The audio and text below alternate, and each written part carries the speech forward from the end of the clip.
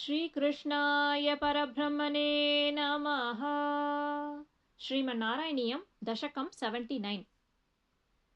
बलसमेत बलानुगतो भवान् पुरमगाहत भीष्मकमानितः द्विजसुतं त्वदुपागमवादिनं धृतरसा तरसा प्रणनामसा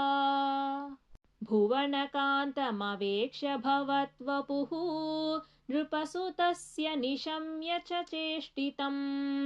विपुलकेदजुषां पुरवासिनां सरुदितैरुदितैरगमन्निशा तदनुवन्दितुमिन्दुमुखी शिवां विहितमङ्गलभूषणभासुरा निरगमद्भवदर्पितजीविता स्वपुरतः पुरतः सुभटावृता कुलवधूभिरुपेत्य कुमारिका गिरिसुतां परिपूज्य च सादरं मुहुरयाचत तत्पदपङ्कजे निपतिता पतितां तव केवलम् समवलोककुतूहलसङ्कुले नृपकुले निभृतं त्वयि च स्थिते नृपसुता निरगाद्गिरिजालयात् सुरुचिरं रुचिरञ्जितदिङ्मुखा भुवनमोहनरूपरुचा तदा विवशिताखिलराजकदम्बया त्वमपि देवकटाक्षविमोक्षणैः प्रमदयामदयां चकृषे मनाक्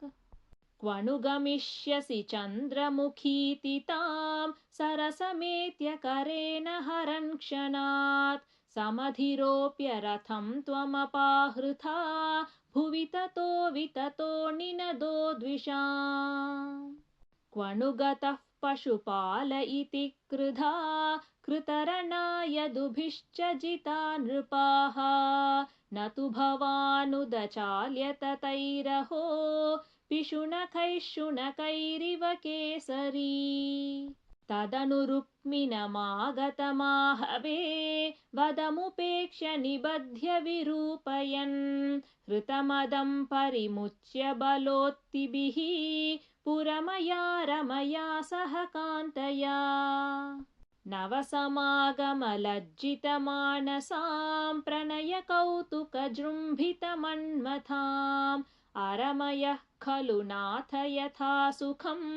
रहसितां हसितां शूलसन्मुखी विविधनर्मभिरेव महर्निशं प्रमदमाकलयन् पुनरेकदा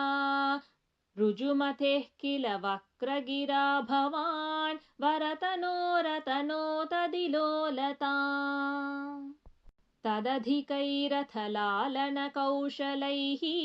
प्रणयिनीमधिकं सुखयन्निमाम् अयि मुकुन्द भवच्चरितानि नः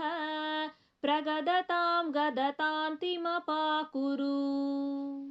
श्रीकृष्णाय परब्रह्मणे नमः।